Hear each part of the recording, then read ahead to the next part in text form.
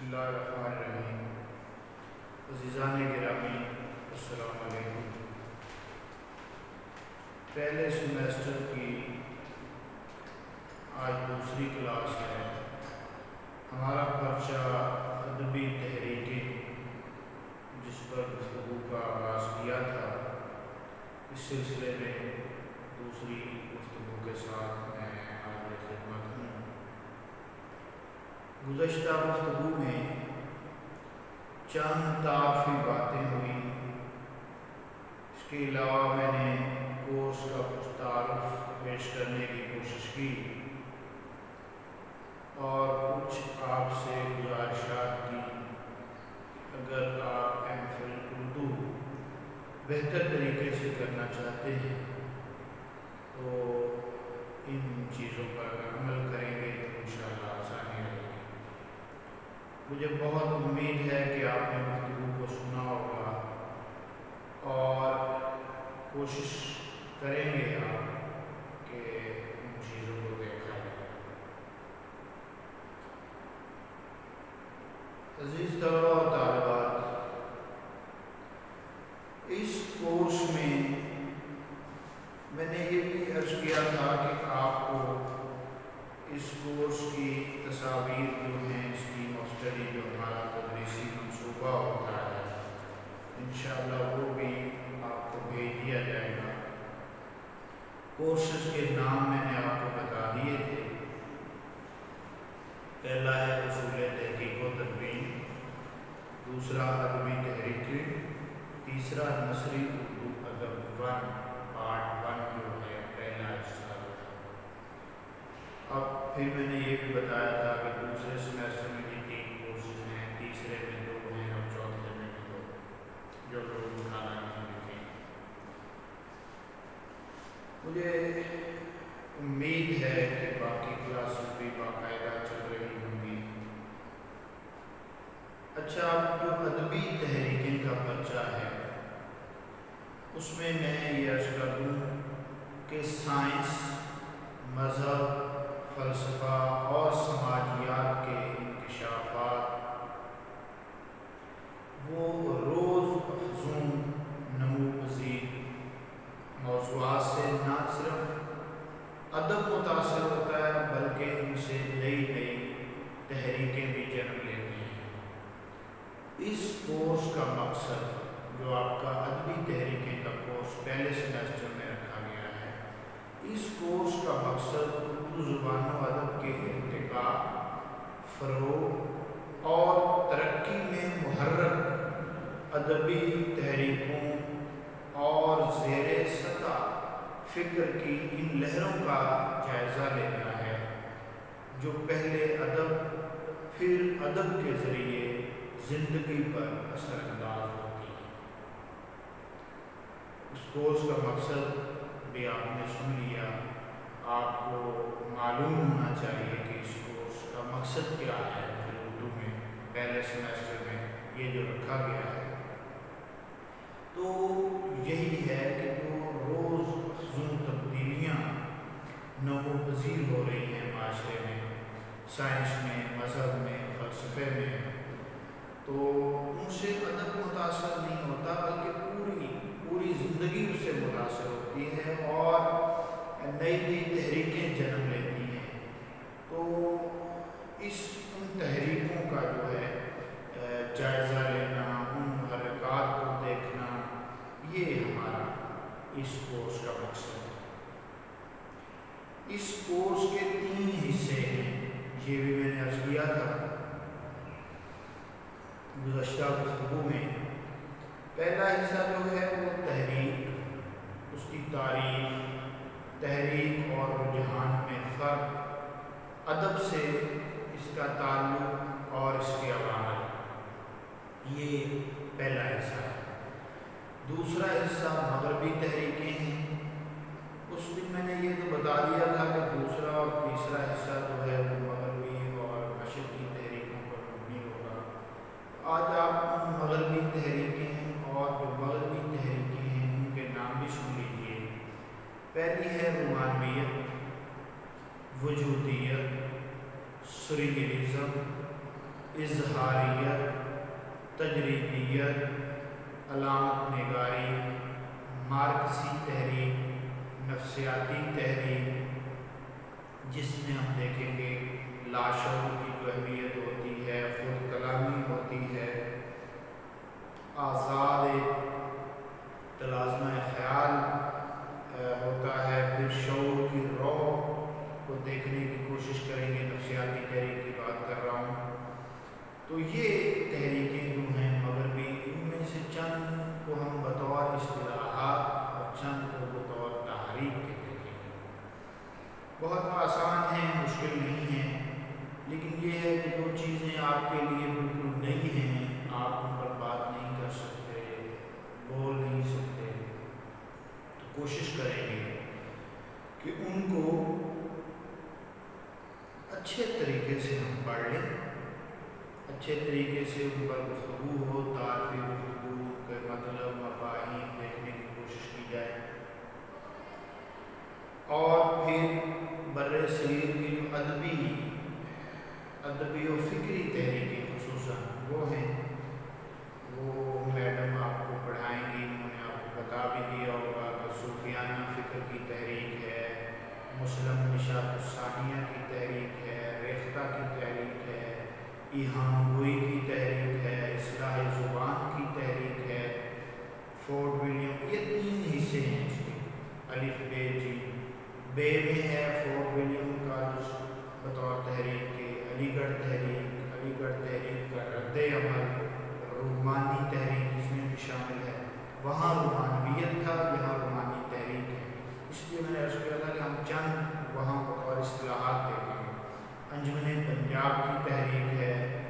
اور تیسرا جو بے حصہ جیم حصہ ہے اس میں ترقی پسند تحریک، حلقہ ارباب ذوق کی تحریک، پاکستانی ادب کی تحریک، اسلامی ادب کی تحریک۔ اس سلسلے میں نے اس دن بھی ایک کتاب کا ذکر کیا تھا، اردو ادب کی تحریکیں، ڈاکٹر انور صدیق کی کتاب ہے۔ اس کے علاوہ آپ اردو شاعری کا سیاسی و تاریخی پس منظر، ڈاکٹر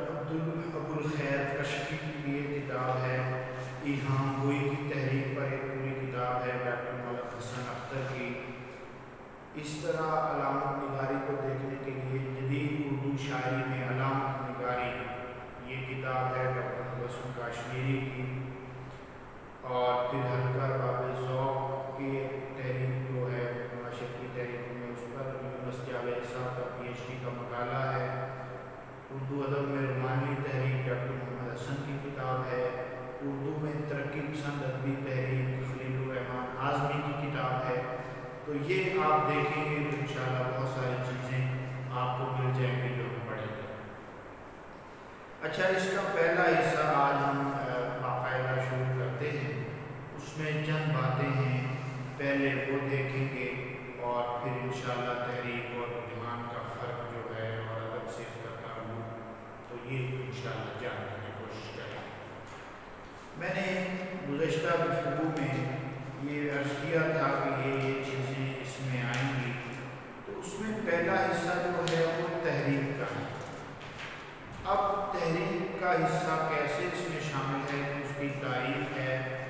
پھر تحریک جو ہے وہ اس کا رجحان کا فرق جو ہے وہ ہے اس میں، اور پھر انشاءاللہ ہم اس کا ادب کے ساتھ جو تعلق ہوتا ہے اسے دیکھنے کی کوشش کریں گے، اور پھر اس کے عوامل کو جاننے کی کوشش کریں گے۔ تو تحریک جو ہے یہ اگر لغوی اعتبار سے اس کا مطلب دیکھیں تو اس کا لفظی معنی جو ہیں، لغوی معنی وہ ہیں ترغیب دینا، ورغلانا، اشتعال دلانا، چھیڑنا، کسی بات کا شروع کرنا، اور پھر جد و جہد کرنا، صحیح اور کوشش کرنا۔ یہ تحریک کا جو لفظ ہے یہ بنیادی طور پر حرکت سے ہے، تغیر سے، تبدیلی سے،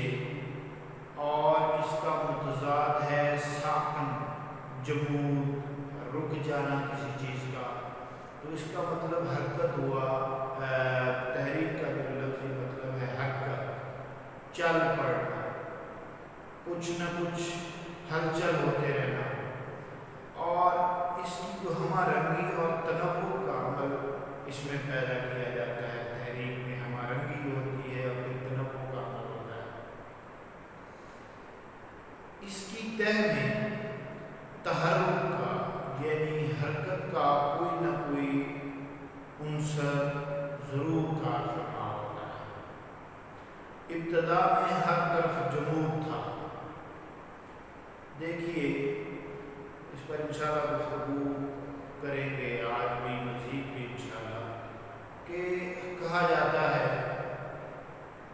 کہ جب آدم کی تخلیق ہوئی تو ہر طرف جو ہے جمود تھا، چیزیں جیسے چل رہی ہیں بس ویسے ہی ہیں، کوئی نئی چیز سامنے نہیں آ رہی۔ فضا جو ہے وہ یکسر ساکن تھی اور تحرک پر، حرکت پر، ہلچل پر، اشتعال پر صرف خدا کو قدرت حاصل تھی۔ ہر طرف یکسوئی ہے، جو چیز خدا کی عبادت میں یا جو چیز جس عمل میں لگی ہوئی ہے بالکل اسی طرح ہے۔ تو خدا نے اس یکسوئی کو توڑنے کے لیے، اس جمود کو توڑنے کے لیے انسان کا وجود پیدا کیا۔ اب دیکھیے کہ انسان کا جب وجود آیا تو پھر آگے کیسے کیسے عمل چلا آدم علیہ السلام کا۔ پھر آدم علیہ السلام کو کہا گیا کہ آپ فلاں جو پودا ہے، درخت ہے، اس کے قریب نہیں جائیں گے، تو وہ پھر ایک جمود کا شکار تھی زندگی میں، بس جیسے جو کہا گیا ہے۔ پھر قرآن میں آتا ہے کہ شیطان نے ان کو بتلایا کہ آپ اس طرف جائیں، انہوں نے وہ پھل کھا لیا۔ بعض کی تفصیل تو نہیں ہے اس کی، لیکن یہ ہے کہ بعض نے کہا کہ وہ گندم کا پودا تھا۔ بہرحال آدم کی جو ابتدائی زندگی جمود کا شکار تھی، پھر آدم علیہ السلام نے وہ عمل تغیر جو تھا، ایک تبدیلی کا جو عمل تھا، حرکت کا عمل تھا، اس سے آشنا ہوئے تو انہوں نے وہ دانہ جو تھا وہ چکھ لیا۔ تو جمود کی جو فضا تھی، اب اس کے ساتھ کیا کیا معاملات ہوئے آپ بہتر جانتے ہیں، آپ کے علم میں ہے۔ جنت سے نکال دیے گئے اور پھر انہوں نے سجدے میں سر رکھا اور پھر دعائیں، ساری پوری ایک کہانی ہے، قصہ ہے۔ تو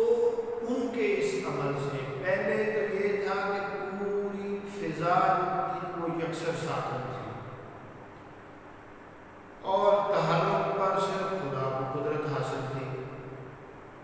پھر آدم کی ابتدائی زندگی، آدم کو پیدا کیا گیا تو اس سکوت کو توڑا گیا۔ پھر جب آدم کی زندگی شروع ہوئی تو وہ جمود کا شکار ہو گئی۔ پھر آدم علیہ السلام نے وہ گندم کا دانہ جو تھا وہ چکھ کر اس جمود کی فضا کو پارا پارا کر دیا۔ پھر اس ذہنی جذباتی جو مد و جزر تھا، جو جزر و مد کا آغاز ہوا، جس سے ہر تحریک عبارت ہے۔ مطلب یہ ہے کہ ہر تحریک کی ابتدا یہ نہیں ہے، بتانے کا مطلب یہ ہے کہ جو تحریک ہے اس کے کچھ پس منظر ہوتا ہے، کچھ پہلے چیزیں ایسی یکسوئی ہوتی ہے، یکسانیت ہوتی ہے کہ جس سے جو ذہن جو ہوتے ہیں، تخلیق کار جو ہوتے ہیں، فنکار جو ہوتے ہیں، وہ اس جمود کو توڑنا چاہتے ہیں، اس سے تنگ آ جاتے ہیں، اس میں تبدیلی لانا چاہتے ہیں، تو وہ پھر اس کو بدلتے ہیں۔ جو انسانی زندگی ہے یہ عمل مسلسل کا نام ہے، جس کا طبعی تحرک وہ کبھی ختم نہیں ہوتا۔ یہ بات یاد رکھیے کہ جو انسانی زندگی ہے یہ مسلسل عمل کا نام ہے، اور اس کا جو فزیکل جو ہے وہ ایک اس کا تحرک جو ہے وہ کبھی ختم نہیں ہوتا، چلتا رہتا ہے۔ اب آپ جانتے ہیں کہ مادہ جو ہے اس میں ہمیشہ تحرک ہے۔ ایٹم کے اجزاء جو ہیں، آپ میں سے اگر کسی نے سائنس کا مضمون پہلے پڑھا ہے تو وہ جانتے ہیں کہ اس کے 3 جو ذہنی اجزاء ہیں وہ ایٹم کے اندر کیسے مسلسل حرکت میں رہتے ہیں۔ تو تحریک جو ہے یہ زندگی کو تازگی دیتی ہے، حرکت جو ہے یہ زندگی کو تازگی دیتی ہے، جبکہ جمودی سے باسی اور بے معنی بنا دیتا ہے۔ سکوت کی جو حالت ہے، آپ نے جس طرح زندگی کو لیا بس اسی طرح ہی گزارتے چلے جا رہے ہیں، آپ نے اس میں کچھ اس کو بہتر کرنے کی کوشش نہیں کی۔ سائنس اور ٹیکنالوجی کے اس زمانے میں جب چیزیں آدمی چیزوں کے حل کے لیے کسی وقت پریشان ہوتا تھا، اب چیزوں کے ایسے ایسے حل موجود ہیں کہ انسانی عقل دنگ رہ جاتی ہے۔ اگر آپ اس وقت میں بھی یہ کہیں کہ جی ہمارا تو یہ فلاں طریقہ ہے، ہم تو اس کے مطابق چلیں گے، تو اپنے آپ کو اذیت میں ڈال دیں گے، مصیبت میں ڈال دیں گے، اور وہ کام اتنے اچھے طریقے سے ہو بھی نہیں پائے گا۔ تو یہ ایک چیز ہے کہ وہ یہ زندگی جو ہے حرکت سے زندگی خوبصورت بنتی ہے، تغیر سے، اور اس کو تازگی ملتی ہے، شگفتگی ملتی ہے، جبکہ جمود جو ہے وہ اسے باسی بنا دیتا ہے، اسے بے معنی بنا دیتا ہے، اس کو اس کی یکسانیت سے دل اکتانے لگتا ہے، اکتاہٹ پیدا ہو جاتی ہے جمود سے۔ تو تحرک سے زندگی بامعنی بنتی ہے، اور جینے کا عمل جو ہے، ہمارا زندگی کا مقصد جو ہے، دنیا میں آنے کا جو ایک ہمارا ذریعہ بنا، وہ ثمرہ کرتا ہے کہ اگر ہم نئی نئی چیزیں دریافت کرتے ہیں، نئی نئی چیزیں سیکھتے ہیں، تو یوں لگتا ہے کہ جب آپ ایک مثال دیکھیے کہ جب آپ نے زندگی میں کوئی اچھا کام کر لیا ہوتا ہے، بہتر کام کر لیا ہوتا ہے، جس سے آپ کا بھی فائدہ ہے، گھر والوں کا بھی فائدہ ہے، اور سوسائٹی کا، معاشرے کا فائدہ ہے اس میں، تو یہ عام مشاہدے کی بات کر رہا ہوں۔ اس وقت ہم کہتے ہیں لے جی آج میرا زندگی کا مقصد پورا ہو گیا، کوئی ہم گول اچیو کرتے ہیں، کہتے ہیں نا کہ لیجیے جی آج ہمارا یہ کام میں نے کر لیا، میرا زندگی کا مقصد پورا ہو گیا۔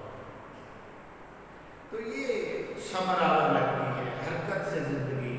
جو ہے وہ ثمرآور لگتی ہے، بااثر لگتی ہے، ورنہ تو یہ فضول لگنے لگی، جمود کا شکار ہو گئے تو تمام چیزیں ایسے بے معنی سی لگنی شروع ہو جائیں۔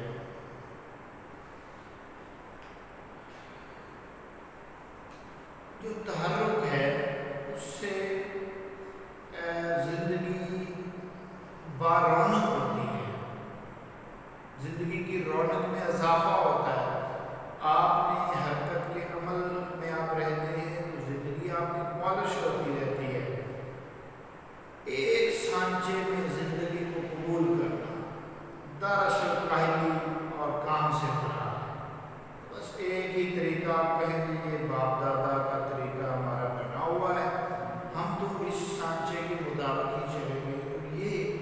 بنیادی طور پر کیا ہے؟ کاہلی ہے، سستی ہے، کام سے فرار ہے۔ ہم نہیں چاہتے کہ ہم کوئی نیا کام کریں یا کوئی ایسا کام جس سے ہماری بہتری، کیونکہ اس میں تھوڑا محنت کرنی پڑتی ہے، تو ہم بحثیت قوم کام چور ہیں، بددیانت ہیں۔ تو یہ چیزیں ایسی ہیں کہ یہ پھر ہم اختیار کرنے سے گھبراتے ہیں، ڈرتے ہیں، نئی چیز سامنے آتی ہے تو پھر ایسا نہ ہو جائے، کہیں ایسا نہ ہو جائے، یہ نہ ہو جائے، وہ نہ ہو، ایسے خود ہم اندر سے چاہ نہیں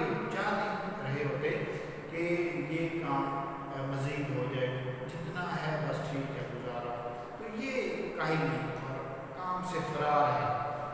حیوانی سطح پر یہ تسلسل شاید قائم رہ سکتا ہے، لیکن انسانی سطح پر دیکھیے حیوانی سطح پر بھی نہیں ہے۔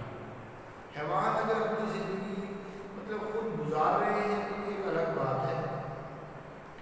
اگر حیوان کی زندگی کو پالا جا رہا ہے تو وہ پھر بات انسان کے پاس نئی طریقے آ گئے، اس میں بہت ساری نئی نئی چیزیں آ گئی۔ اگر ہم انہیں نہیں اختیار کریں گے تو صحبت میں پڑے رہیں گے۔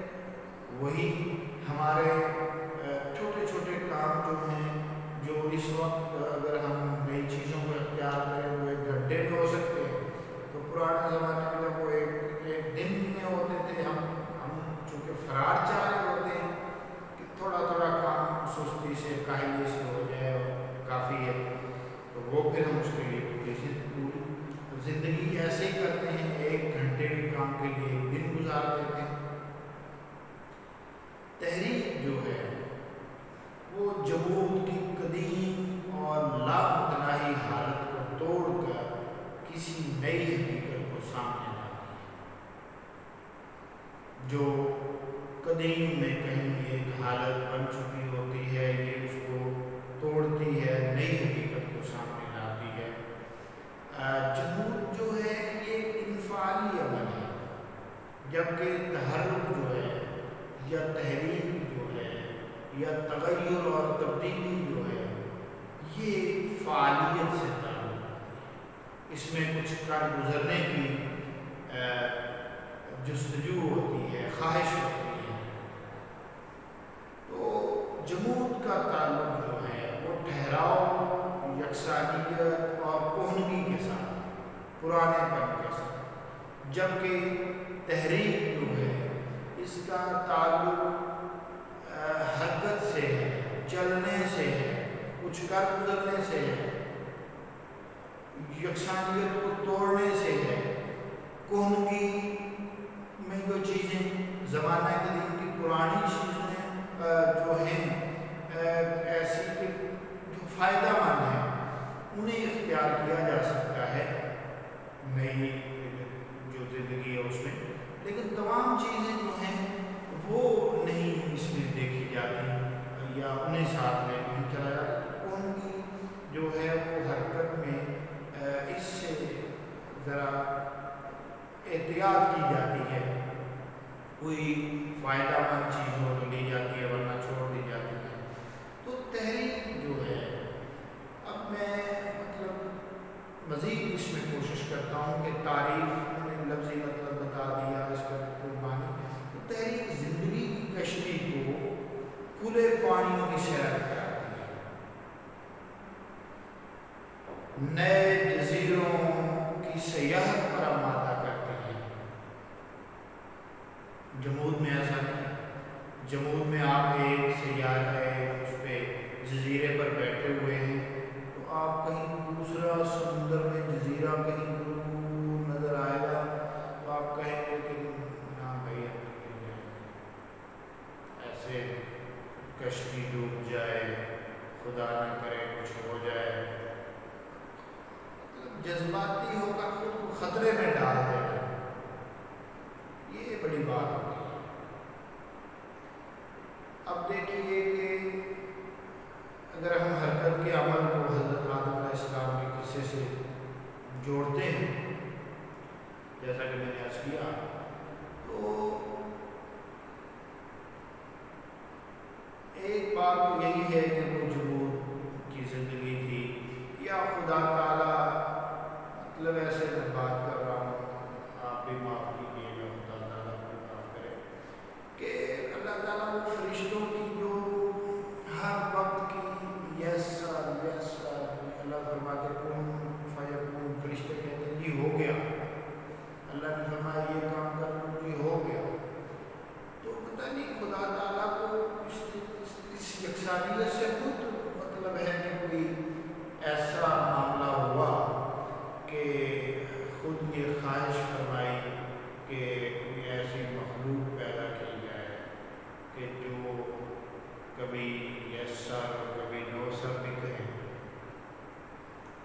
مطلب ہے کہ یہ ایسے میں بات کر رہا ہوں کہ یہ ہے وہ حرکت کا اور جمود کو توڑنے کا جو عمل ہے، ایسے شروع ہوتا ہے، پھر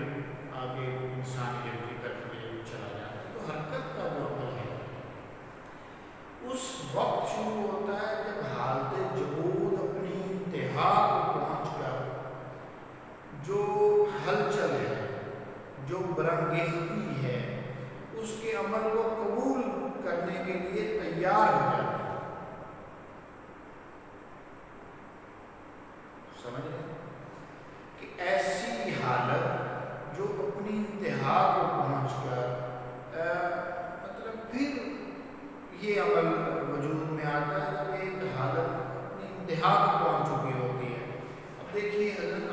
ابراہیم علیہ السلام کا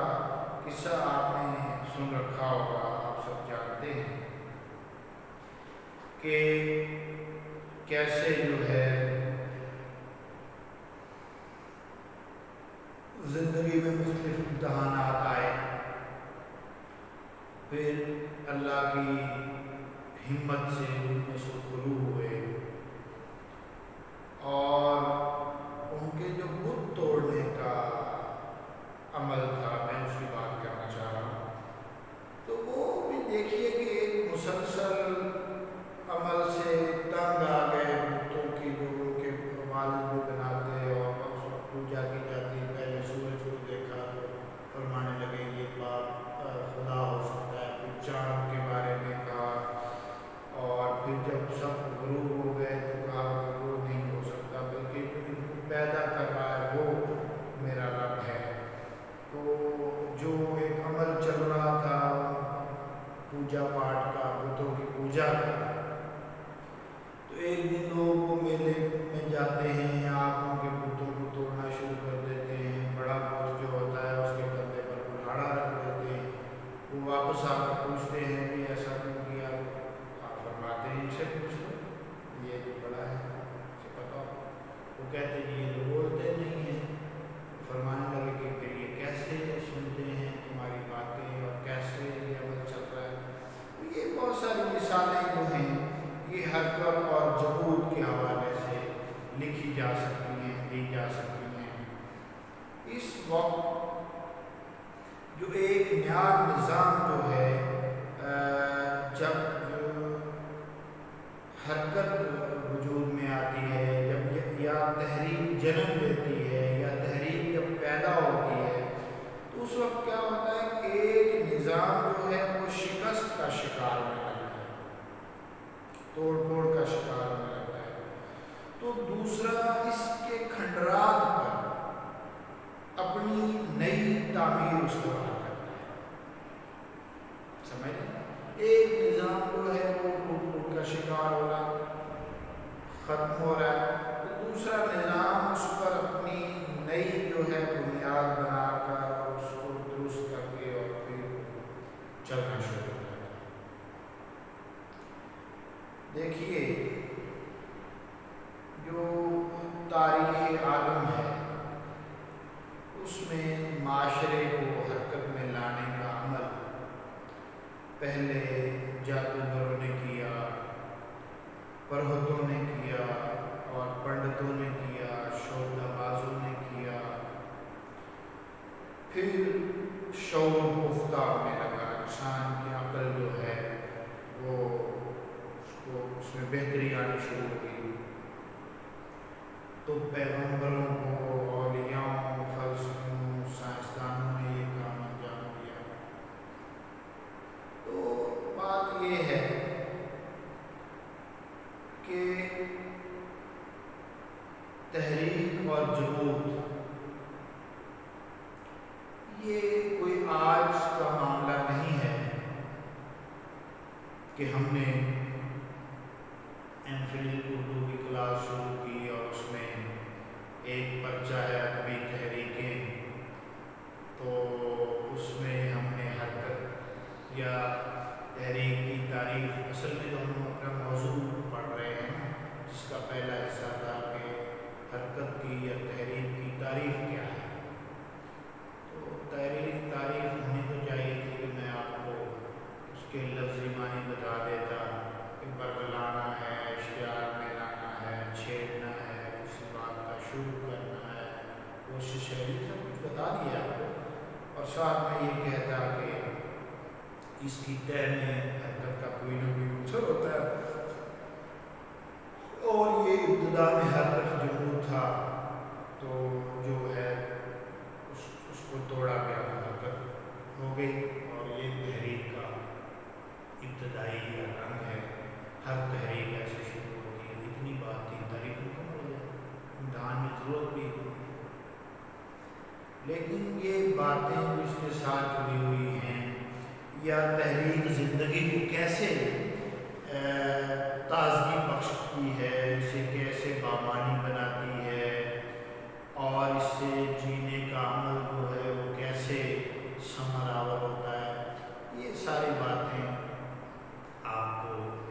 ذہنوں میں رکھنی چاہیے۔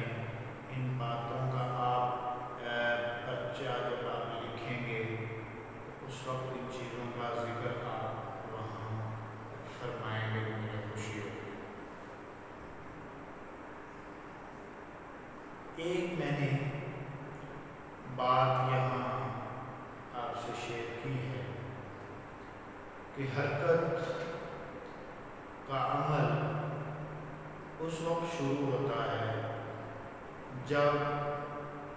پرانی چیزیں یا جمود اپنی انتہا کو پہنچ کر